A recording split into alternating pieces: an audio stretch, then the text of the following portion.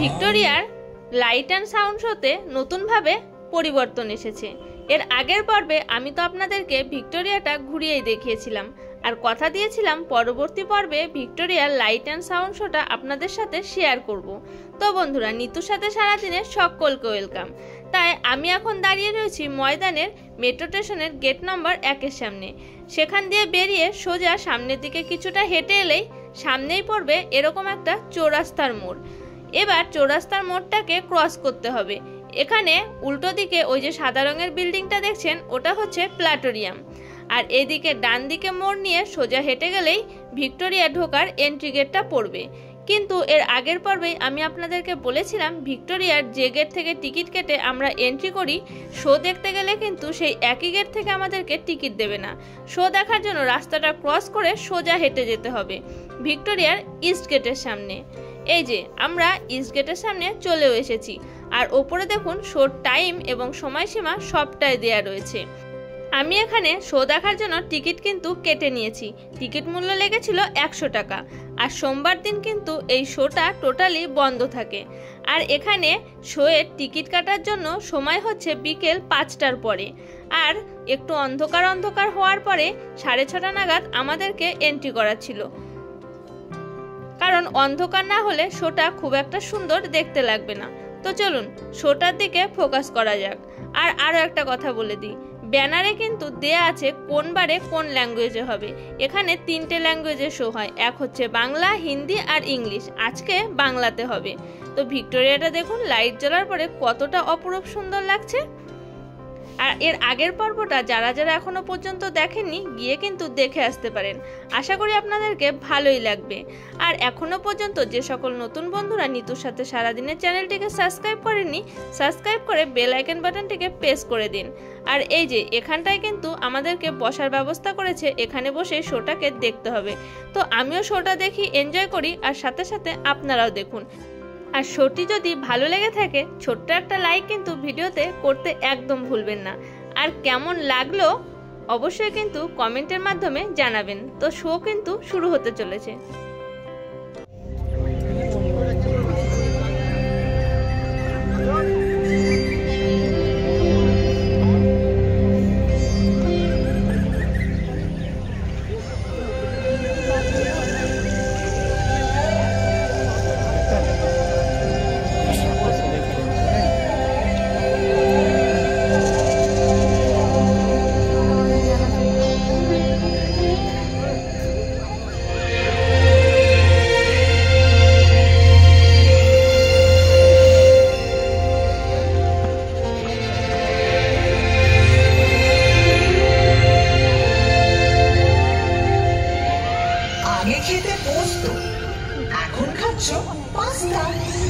আগে চড়তে হাতি, এখন ফ্লাইওভারের রাস্তা বদলে যাচ্ছে, সেমও থাকছে কলকাতার সিন।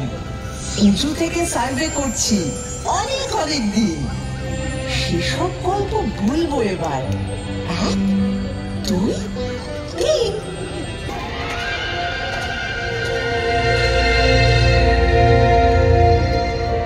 আমায় নিয়ে পট এঁকেছে, এখন হচ্ছে মিল। বয়স হলো 300, 400, 1000 খানেক থিম।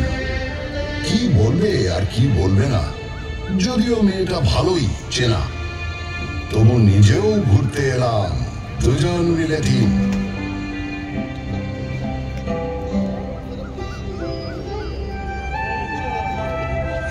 আপনারা এখন যেখানে বসে আছেন, এক সময় সেখানে এ ঘোরাফেরা করতো।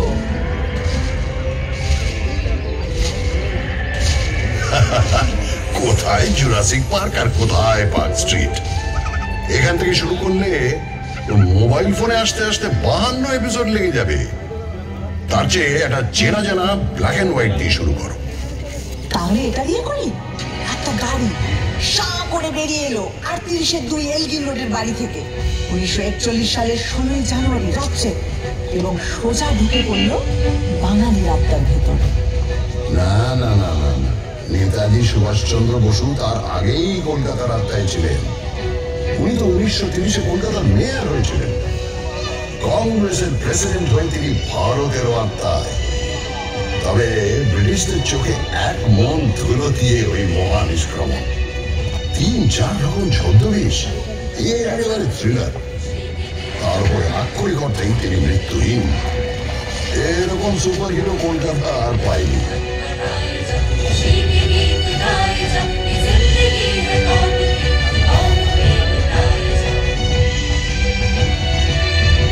আচ্ছা, কলকাতার সবচেয়ে বড় ভিলেন কি?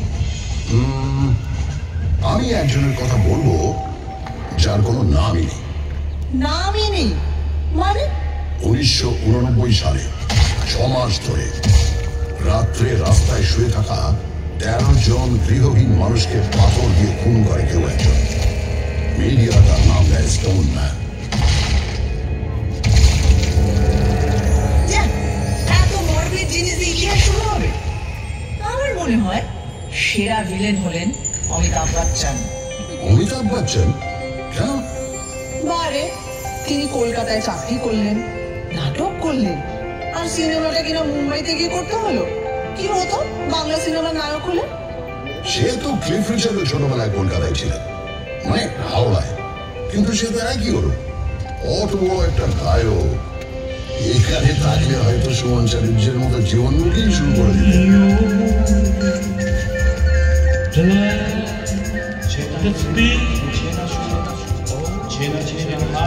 আর পেলে? পেলে কলকাতায় ছিলেন না? কিংবা লিওনেল মেসি? ফুটবল নিয়ে আর কি মারবে না বলে দিলাম।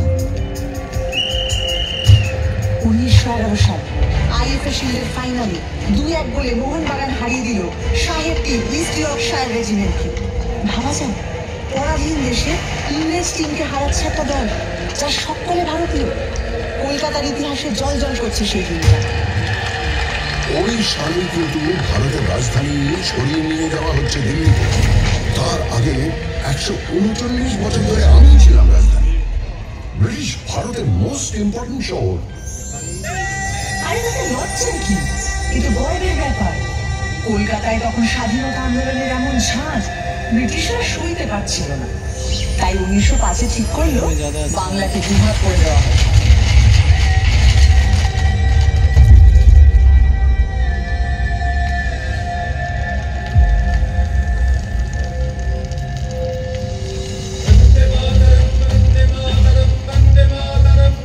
লর্ড কার্জন একটা চিঠিতে লিখছেন, কলকাতাকে সফল চক্রান্তের সিংহাসন থেকে সরাতেই হবে। আরে সুরেন্দ্রনাথ ব্যানার্জির নেতৃত্বে এখানেই তো তৈরি হয়েছিল জাতীয়তাবাদী ইন্ডিয়ান অ্যাসোসিয়েশন। তারপরে এখানেই হয়েছিল অল ইন্ডিয়া ন্যাশনাল কনফারেন্স, আর সেই থেকেই তো কংগ্রেস। সাধিকে ব্রিটিশরা সুরেন্দ্রনাথকে বলতো সারেন্ডার নট। বঙ্গভঙ্গ তো করেই উঠতে পারলো না সাহেবরা প্রতিবাদের জন্য। হ্যাঁ, বছর 6 পরে রেগে মেগে রাজধানীটাই বদলে দিল। এতেই তো প্রমাণিত হয় তুমি একটা সাংঘাতিক জাগ্রত শহর, প্রতিবাদের শহর, যাকে কিনা ব্যঙ্গ করে একদিন বলা হবে মিছিল নগরী, এমনকি মুমূর্ষ নগরী। আচ্ছা, মুশকিল হলো, তোমাকে তো লোকে সিটি অফ জয়ও বলে। ব্রিটিশদের সময় তোমাকে বলা হতো the second city of British empire, মানে লন্ডনের পরেই। সে তো পয়সার জন্যে। এখান থেকে ব্রিটিশদের কি মুনাফা, রাজস্ব আদায়, পাট বিক্রি, কোটি কোটি টাকা। কি মুশকিল, কলকাতা নিন্দে করলে খেপে উঠবে, আর কলকাতার প্রশংসা করলে নিজে নিন্দে করতে শুরু করবে। মানে তর্ক লাগাও, তাই না? সে তর্কাতর্কি আমার রক্তে। ভারতে সেন্সরশিপের প্রথম আইন তৈরি হয়েছিল কেন জানো? 1872-এ গিরিশ ঘোষ যখন এই শহরেই তৈরি করলেন ন্যাশনাল থিয়েটার। প্রথম নাটকটাই হলো দীনবন্ধু মিত্রের নীল দর্পণ।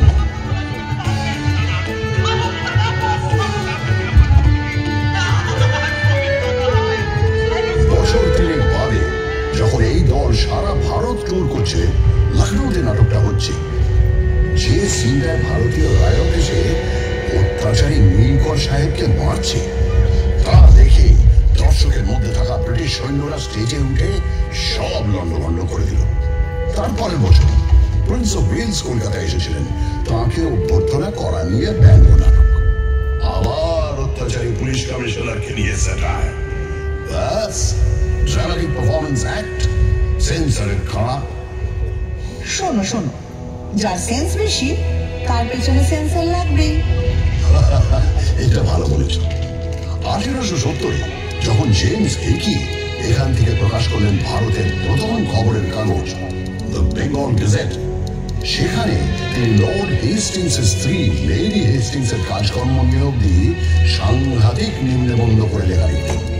আর এখনো লিটল ম্যাগাজিনেরা সমস্ত এস্টাবলিশমেন্টকে নিয়ে সেইভাবেই সমালোচনা করে। সারাদিন প্রতিবাদ, রাগ, অথরিটিকে ব্যঙ্গ, এগুলো পেটে গজগজ করে বলে কলকাতার লোকের লিভার খারাপ। মোটেই নয়, সব লিভার খারাপ নয়। এই হাওড়া ব্রিজ, সেটা তো ক্যান্টিলিভার, 1943 থেকে দাঁড়িয়ে আছে।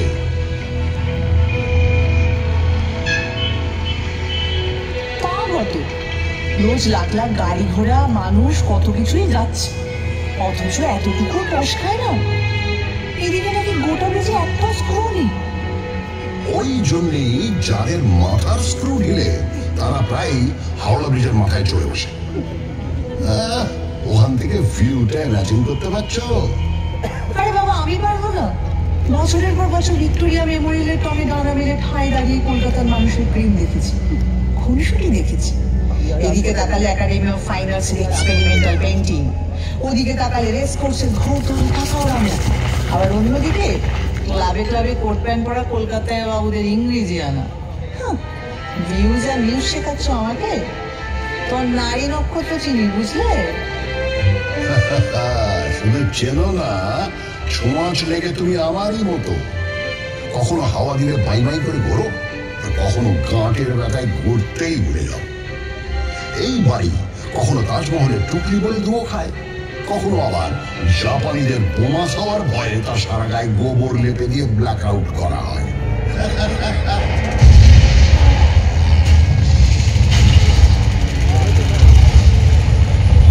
কত হাসির তো কিছু নেই, তোমার মুখে তো কঙ্কালির পোঁছ নেই বাবু। ওই দ্বিতীয় বিশ্বযুদ্ধের সময় যখন তোমার রাস্তায় শুয়ে খিদের জ্বালায় শয়ে শয়ে লোক মরেছে, আর অন্য লোকেরা তাদের দিনিয়ে নির্দ্বিধায় অফিস করেছে, আড্ডা মারতে গেছে। ফ্যান দাও ফ্যান দাও চিৎকার চাপা দিতে দরজা জানলা বন্ধ করে গ্রামাফোনে গান শুনেছে।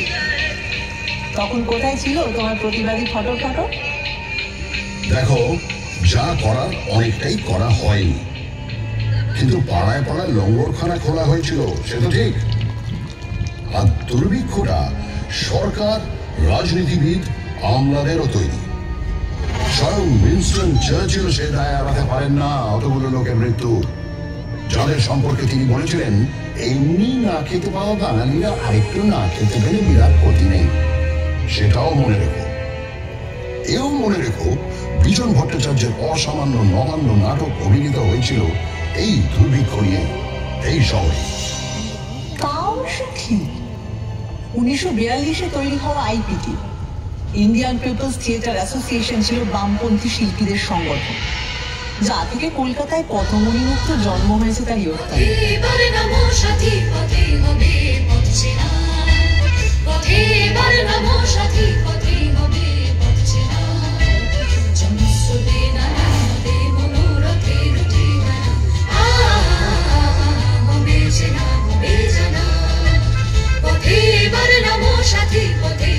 শুধু নবান্ন কেন, আরো অনেক অবিস্মরণীয় গান, নাটক, সিনেমা জন্মেছে এখান থেকে।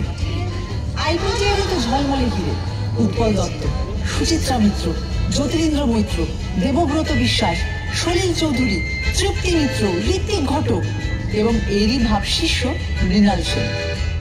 শিল্পকে সমাজ বদলের অস্ত্র হিসাবে ব্যবহার করব, আর তা অতুলনীয় উৎকর্ষ আবেগ দিয়ে জাগিয়ে তুলবে হাজার হাজার মানুষকে। এই জাদু বিপ্লবের রথ হই হই করে চলেছিল অনেক দূর।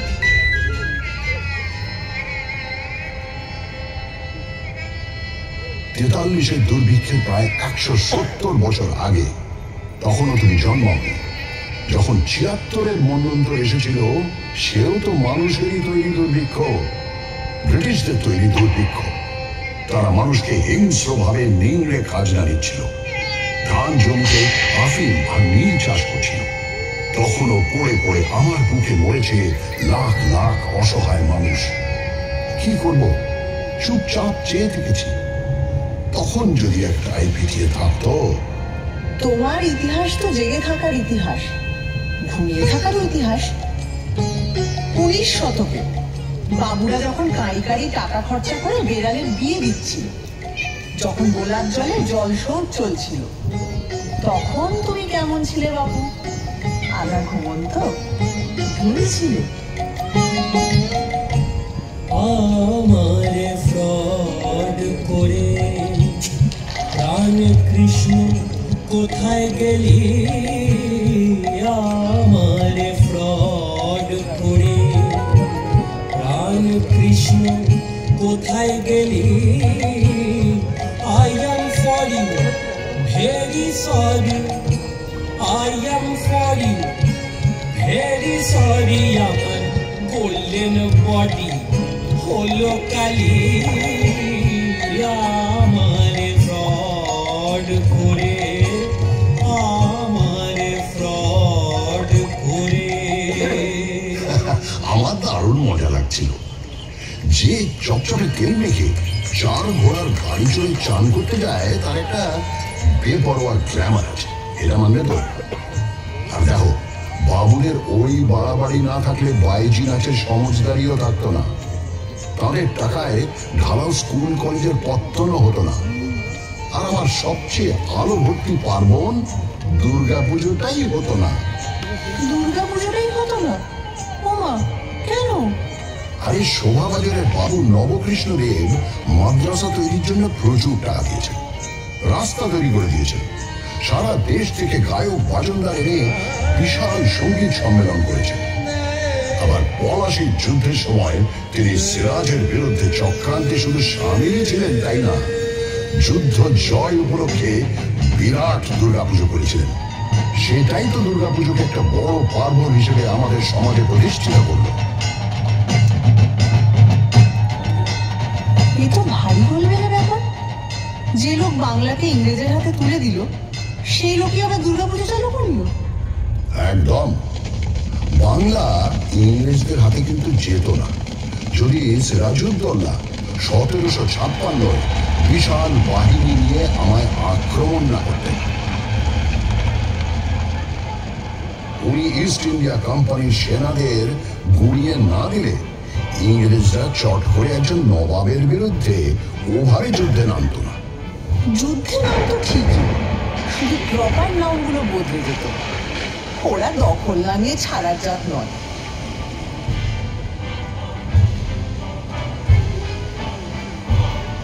ওই যে ইস্ট ইন্ডিয়া কোম্পানির এজেন্ট জব চার্নক প্রচন্ড বৃষ্টি বাদলার মধ্যে নৌকো ভেড়ালেন 1690 24 আগস্ট। ব্যাস, চাকা গড়াতে শুরু করলো। তোমার ইতিহাসেরও শুরু। ভুল ভুল ভুল, তোমার কথাটা সম্পূর্ণ ভুল। চার্নক আসার অনেক আগেই কবিকঙ্কন মুকুন্দরাম আমার কথা লিখে গেছেন। তারও আগে 1495 বিপ্রদাস পিপিলাইয়ের মনসামঙ্গল কাব্যেও আমি আছি। সাবর্ণ রায়চৌধুরীদের পরিবার ব্রিটিশরা আসার অনেক আগে থেকেই কলকাতার জমিদার ছিলেন, তাই ইতিহাসটা ওখান থেকে শুরু নয়।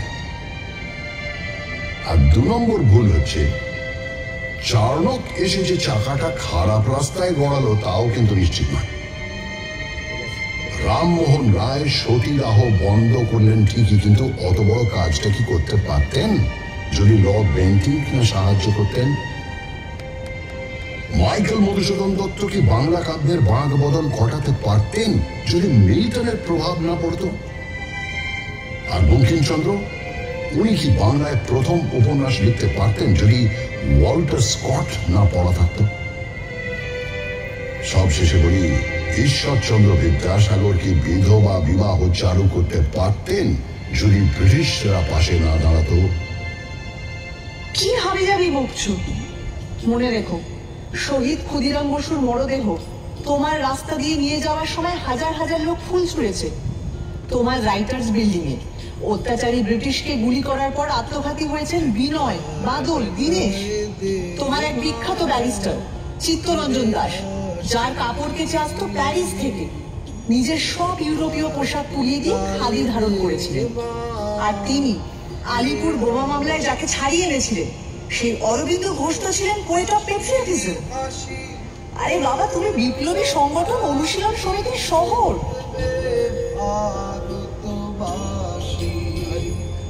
আমি হাসি হাসি করব ফাঁসি, দেখবে ভারতবাসী।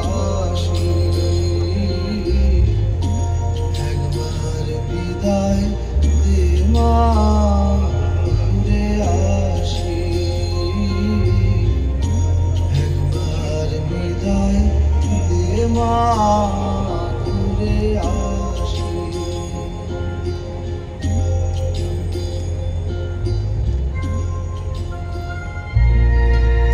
যে মনুমেন্টকে 1828 তৈরি করা হয়েছিল ইস্ট ইন্ডিয়া কোম্পানির দুটো যুদ্ধ জয়ের জন্য, কমান্ডার ডেভিড অক্টনলির স্মরণে 1969 কিনা তার নাম বদলে করে দেওয়া হলো শহীদ মিনার।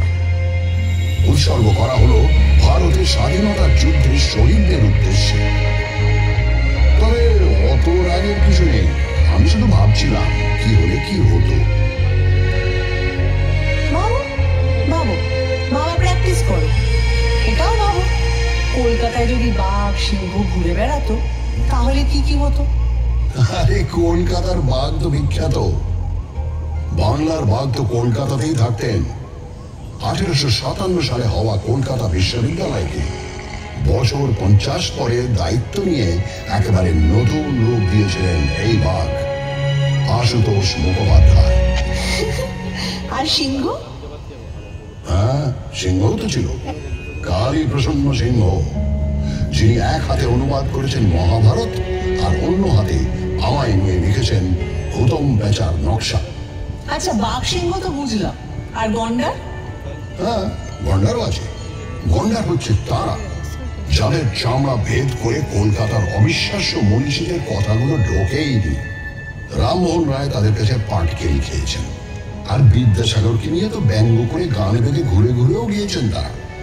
এইগুলো বরং প্রমাণ করে ওরা সময়ের চেয়ে কত এগিয়েছিলেন।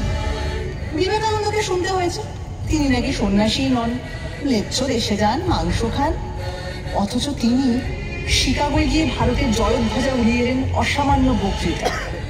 তার গুরু রামকৃষ্ণকে শুনতে হয়েছে তিনি নিরক্ষর, আর তিনি তার সহজাত বোধ ও ধর্মজ্ঞানের ছটায় চারপাশে জড়ো করে এনেছেন শ্রেষ্ঠ মনীষীদের। তার যত মত তত পথ শুধু ধর্ম নয়, শহর কলকাতার জীবনযাপনেরও দর্শন।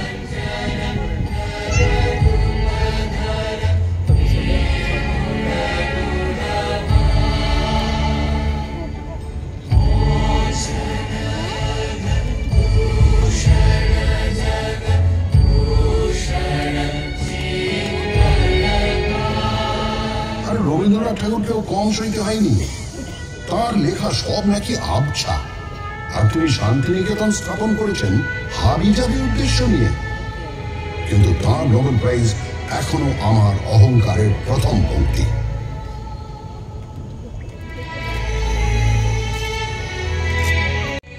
আমি রাজধানীর পদ থেকে 1911 খসে পড়লাম, কিন্তু 2 বছর পরেই আমার মাথায় এমন মুকুট উঠল যার ঝলমলানি থামার নয়।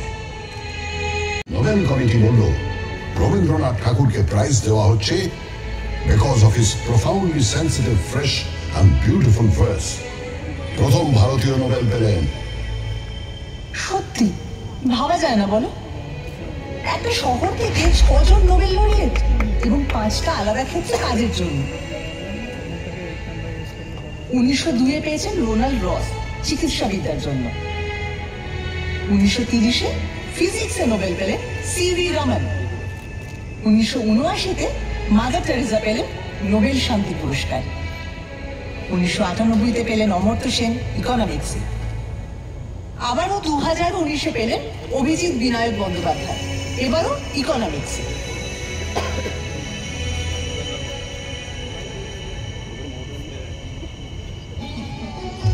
আরে বাবা, নোবেল পাওয়াই তো আর শেষ কথা নয়। নোবেল পাননি তো কি হয়েছে? আমার আকাশে ঝলঝল করছেন বিজ্ঞানী জগদীশ চন্দ্র বসু, যিনি উদ্ভিদ বিদ্যা থেকে রেডিও আবিষ্কার অব্দি ছড়িয়ে দিয়েছেন নিজের প্রতিভা। আচার্য প্রফুল্ল চন্দ্র রায়, যিনি প্রথম ইউরোপীয় মানুষ যার সম্মানে ইংল্যান্ডের রয়্যাল কেমিক্যাল সোসাইটি তৈরি করেছে কেমিক্যাল ল্যান্ডমার্ক ফলক। তারপর বলি প্রফেসর সত্যেন্দ্রনাথ বসু, যিনি বোস আইনস্টাইন স্ট্যাটিস্টিক্সের পুরোধা, যার নামে বোসন কণা।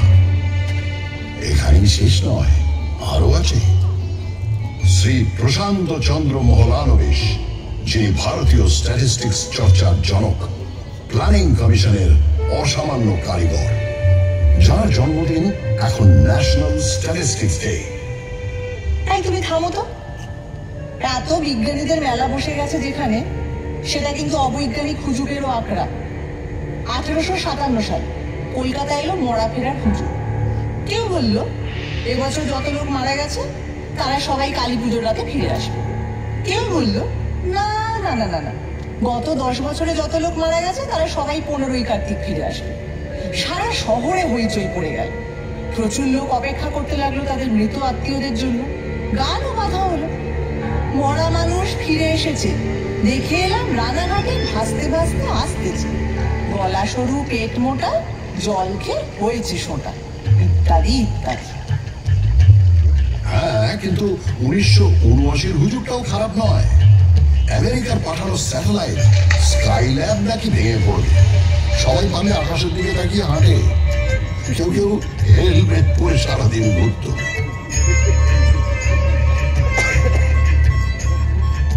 স্কাইল্যাবের টুকরো অবশ্য কয়েকটা পড়েছিল, কিন্তু কলকাতার ধারে কাছে নয়, অস্ট্রেলিয়ার পার্থ আর অন্য কয়েকটি জায়গা।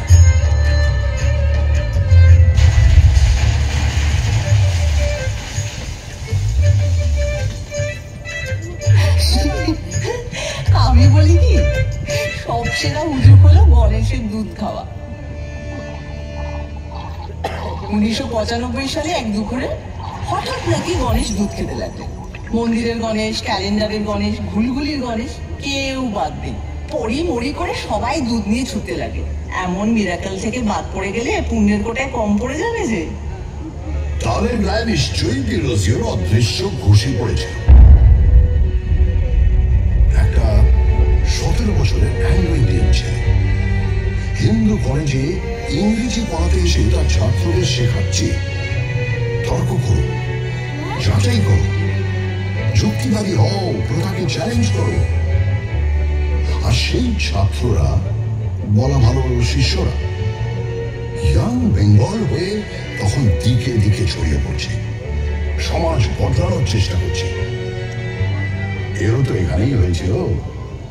তারা যেরকম গোড়া ব্রাহ্মণদের ঝাঁকুনি দিয়ে সমাজটাকে শোধরানোর চেষ্টা করত, 70-এর দশকেও একদল ছেলেপুলে নকশাল আন্দোলনের মাধ্যমে সেরকমই একটা ধাক্কা দেওয়ার চেষ্টা করল। কিন্তু বুলেট আর বোমার প্রতিক্রিয়াও ভীষণ মারাত্মক। আর তখনকার রাজনীতিও ছিল অনেক ভোরটা চলা। রাত্রি জুড়ে বোমা আর পুলিশের জিপের শব্দ। আর দিনের বেলা গঙ্গা জুড়ে উজ্জ্বল যুবকদের লাশ ভেসে যাওয়া দৃশ্য। তোমার গায়ে অনেক গরম রক্ত সিক্ত করেছিল। আদর্শ, প্রথা সব হারিয়ে গেছিল নতুন নতুন মুখোশের আড়ালে।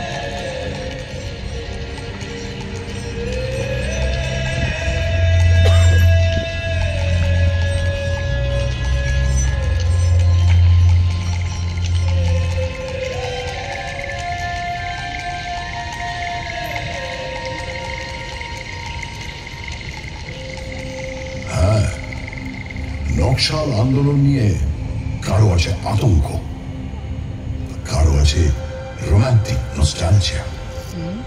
চীনের চেয়ারম্যান আমাদের চেয়ারম্যান, এই স্লোগান নিয়ে একটু মুখ টিপে হাসিও আছে। কিন্তু কেনই বা এখান থেকে কেউ চীনের নেতাকে ঘিরে সংগ্রাম গড়ে তুলবে না? কেন ওই কথা বলবে না? কলকাতাকে বিশ্ব নাগরিকতার কেন্দ্র নয়? দেখো, সেটা হিন্দু কলেজটাই একটা বিরাট স্টেটমেন্ট। ইংরেজি ভাষা শিখতে হবে, পাশ্চাত্য সংস্কৃতি বুঝতে হবে, তাকে নিজেদের সংস্কৃতির সঙ্গে মেলাতে হবে। এরকম একটা ভাবনা নিয়ে যে স্কুল করা দরকার, তা ভারতে অন্য প্রান্তে কেউ তো ভেবে বের করতে পারেনি। সাহেব আর বাঙালি মিলেমিশে 1817 সালে এমন একটা কাজ করলো যা না থাকলে বেঙ্গল রেনেসাই হতো না।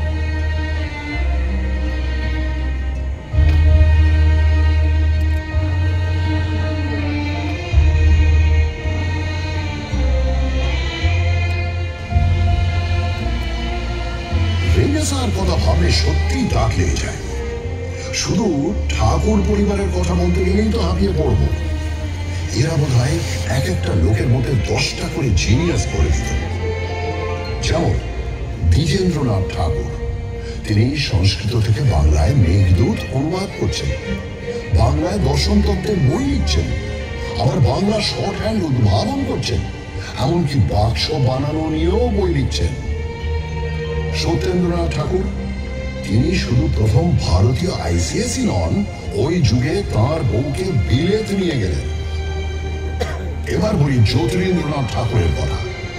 তিনি একাধারে সুরকার, চিত্রকর, নাট্যকার, পরিচালক, এমনকি অভিনেতাও। দেবেন্দ্রনাথ ঠাকুর, তিনি তো 3 ঘন্টায় গড়গড়িয়ে ডিকটেশন দিয়ে লিখে ফেললেন ব্রাহ্ম ধর্মের বই। গগনেন্দ্রনাথ অসামান্য চিত্রকর, কার্টুনও আছেন, ছবিতে কিউবিস্ট ভাবও আনছেন। আর অবনীন্দ্রনাথ ঠাকুর, তাঁর আঁকা ছবি আর লেখা গল্প, এই দুই বাংলা সংস্কৃতির বিস্ময়।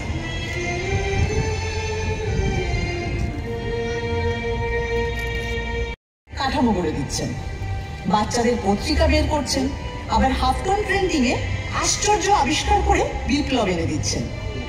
তার ছেলে সুকুমার রায় খেয়াল রসের গদ্যে পদ্যে তাক লাগিয়ে দিচ্ছেন, আবার ননসেন্স ক্লাবে প্লেটো বা তুর্গেনেভ নিয়ে কথাও বলছেন। এরা বোধ হয় প্রাচ্য পাশ্চাত্যের গুণগুলোকে একটা গেলাসে গুলে সকালে উঠেই খেয়ে নিতেন। হ্যাঁ, ঠিক বলেছ। এই মিলিজুলিটা আমাদের চিরকাল আছে। 1835 মেডিকেল কলেজে তো স্থাপিত হয়, এখানকার লোককে পাশ্চাত্য ডাক্তারি রীতিতে শিক্ষিত করে তোলার জন্য। পথের পাঁচালী ছবি তৈরি করে একা হাতে ভারতীয় সিনেমায় নিউ ওয়েভ আনলেন। তিনি তো স্পষ্টই বলতেন, হলিউডের ছবি না দেখলে তিনি নিজের ছবির ব্যাকরণ তৈরি করতে পারতেন না। অথচ সাহেবরা তাঁর ছবির মধ্যে খুঁজে পেত খাঁটি ভারতীয়ত্ব। এই মিশেল, এই আহরণ হজম করার ক্ষমতা, এ জিনিস আমার মজ্জায়।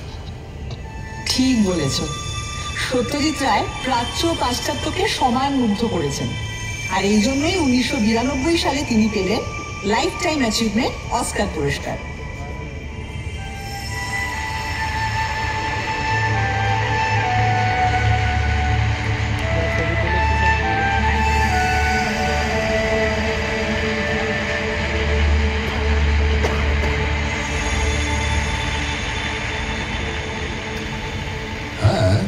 কিন্তু এটা ভুলো না, ওই বছরেই সত্যজিতের গোড়ার দিকে ছবির ক্যামেরাম্যান সুব্রত মিত্র, তিনি পেলেন Eastman Kodak life time achievement for excellence in cinematography. অদ্ভুত, সুব্রত মিত্র পৃথিবীর এক সেরা ক্যামেরাম্যান, কিন্তু তার নামটা সেভাবে প্রচারই পেল না। এই আনসাং হিরোদের নিয়ে তোমার এই হইচইটা একটু বোঝাও তো, এটা আদিক্ষেতা না উদারতা? আমি না ঠিক আন্দাজ করতে পারি না। কারণ নামে প্রশংসা করলে কলকাতায় এরা তক্ষুনি আরেকটা নাম পকেট থেকে ফস করে বের করে বলে, উনি তো দর পেলেন না কিন্তু মহান ছিলেন। হ্যাঁ, বলবো নাই বা কেন? কলকাতার মানুষ যেমন জয়ীকে নিয়ে নাচানাচি করে, তেমনি তথাকথিত পরাজিতকেও তার মূল্য দিতে জানে। যিনি প্রাইজ পাননি, অখ্যাতি নিয়ে মারা গেছেন, তাকেও পুজো করতে জানে। কারণ সে বোঝে একজন স্রষ্টার মূল্য তিনি কতটা সোনা কুড়োলেন তা নিয়ে বিচার হয় না, কতটা সোনা বিলোলেন তা নিয়ে মাপতে হয়। তাই রবীন্দ্রনাথ যতদিন, জীবনানন্দ দাশ ততদিন, সত্যজিৎ রায় যতদিন, ঋত্বিক ঘটক ততদিন, সৌম্য মিত্র যতদিন, মাদন সরকার ততদিন, সুনীল গঙ্গোপাধ্যায় যতদিন, কমল কুমার মজুমদার ততদিন, পঙ্কজ রায়কে আমরা মাথায় তুলে রাখব, সুটে ব্যানার্জিকেও। হেমন্ত মান্না সন্ধ্যাকেও সিংহাসন দেব, সুচিত্রা মিত্র কণিকা বন্দ্যোপাধ্যায়কেও কুর্নিশ জানাবো, সঙ্গে নির্মলা মিশ্র প্রতিমা বন্দ্যোপাধ্যায়কেও, নিখিল ব্যানার্জির সেতারে বুধ থাকবো। এগুলো হুজুগ নয়, এক্সট্রা সচেতনতা। আচ্ছা, এটা শুধু শিল্পের বেলায় জেগে ওঠে কেন বলতো? যখন 1947-এ দেশভাগের পর উদ্বাস্তুরা দলে দলে এসে পৌঁছল এই শহরে, তখন সেই মানুষগুলোকে, সেই মুহূর্তের পরাজিতদের মুখে টেনে নিতে এত অনীহা কেন? তখন তাদের বিদ্রোহ কেন, অবহেলা কেন, বলতে পারো? সে হয়তো গোড়ার দিকে ছিল। তারপর যতই ঘটি বাঙাল লড়াই ফুটবলের মাঠে থাকুক আর রান্নার পাতে থাকুক, সবাই মিলেমিশে এক হয়ে গেছে, এতে তো সন্দেহ নেই। এতেও সন্দেহ নেই যে এই উদ্বাস্তুদের যথোচিত সম্মান দিয়ে তাঁদের থাকা খাওয়ার সংগ্রামে পাশে দাঁড়ানোর কাজ করেছিল বলে বাম রাজনীতি একসময় অনেকখানি মিশে গিয়েছিল আমার ডিএনএতে। উদ্বাস্তুরা তো আবারও এসেছে বাংলাদেশের মুক্তিযুদ্ধের সময় 1971-এ, এখনো অনেকে আসছে। কলকাতা তো কাউকে ফেরায় না। তা ঠিক, শেষমেশ সবাইকে নিয়ে কাবাব খায় বা বিরিয়ানি। এই যে দুটো নাম বললে, এই খাবারগুলোই কলকাতায় আসতো না যদি না আরেক পরাজিতকে কলকাতা সসম্মানে ঠাঁই দিত। সেটা আবার কিরকম? ওয়াজেদ আলী শাহ, আউধের নবাব।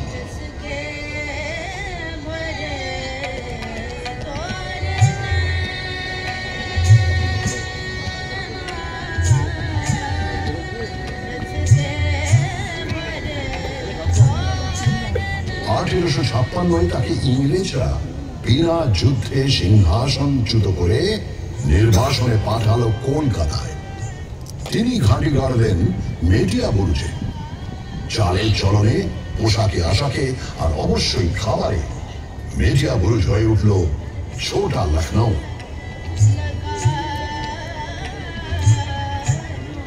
এখানকার গান বাজনা নাচ তো প্রভাবিত হলোই, জিভের কোষ আর রান্নার হাঁড়ি প্রভাবিত হলো তার চেয়েও বেশি। এখন যে কলকাতার রাস্তার ধারে ধারে কাবাব আর বিরিয়ানির দোকান, তার মূলে ওই অগৌরবের নির্বাসন। জীবনের ধন কিছুই যাবে না ফেলা, কলকাতা এটা জানে, এই তার রেলা।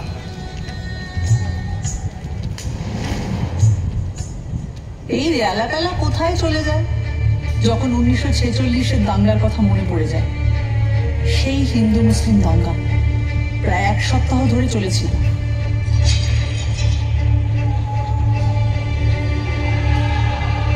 হ্যাঁ, নিশ্চয়ই লজ্জায় মাথা হেঁট হয়ে যায়। তবে সঙ্গে সঙ্গে মনে পড়ে বহু হিন্দু পরিবার মুসলিমদের আশ্রয় দিয়েছিলেন, বহু মুসলিম পরিবার হিন্দুদের বাঁচিয়েছিলেন। কলকাতা সেই স্পিরিটটা নিয়ে এগিয়ে চলেছে। ওসব দাঙ্গার কথা ছাড়ো, বিদেশে যখন রবিশঙ্কর আর আল্লাহ রেখা মিলে অবিশ্বাস্য সুরের চলচ্চিত্র তৈরি করেন, বা মহিষাসুর মর্দিনীতে যখন বীরেন্দ্র কৃষ্ণ ভদ্রের চণ্ডী পাঠের সঙ্গে বেজে ওঠে মুসলিম শিল্পীদের অলৌকিক বাজনা, তখন কি সেই ম্যাজিকটা জানান দেয় না?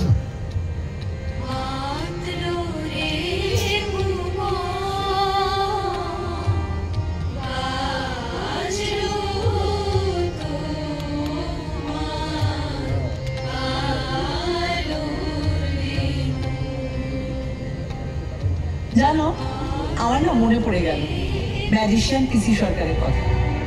একবার নাকি তার ম্যাজিক দেখে সবাই এসেছে, কিন্তু 10 মিনিট হয়ে গেছে ম্যাজিশিয়ানের আসার নামই নেই। সবাই অস্থির, অধৈর্য। হঠাৎ সবাই শুনতে পেল হিয়ার আই অ্যাম। চমকে তাকিয়ে দেখলো মঞ্চে তিনি বললেন, ঠিক সময়ই তো এসেছি, ঘড়িটা দেখুন তো। চমকে তাকিয়ে সবাই দেখলো ঘড়ির কাঁটা পিছিয়ে গিয়েছে 10 মিনিট। সব ঠিক আছে।